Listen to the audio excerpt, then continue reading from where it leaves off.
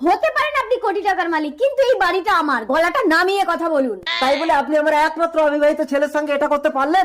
আপনার ছেলে আমার একমাত্র বৌমাকে বিরক্ত করে, তাই আমি আপনার ছেলেকে বেঁধে রেখেছি। এই তোর মা তো এত বছর মারা গেছে, আমারও তো গা হাত পা কামড়ায়। কই আমি কারো বউয়ের সঙ্গে এরকম জড়াজড়ি করেছি? শোনো, স্বামী মরে যাওয়ার পরে আমার এই যৌবনের মরা গাঙে একবার যদি বানাসে, আপনি কিন্তু ঠেকাতে পারবেন না। আচ্ছা ঠিক আছে, আমার ছেলেকে ছেড়ে দিতে কত টাকা চাই বলুন? কি?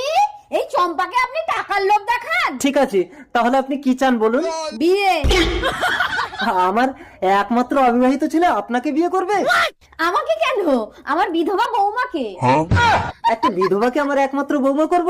আমার ছেলে বালেশ্বর ট্রেন দুর্ঘটনায় মারা যায়, আর আমি একজন বিধবা হয়ে বুঝি স্মৃতি দিয়ে যৌবনকে সামলানো যায় না।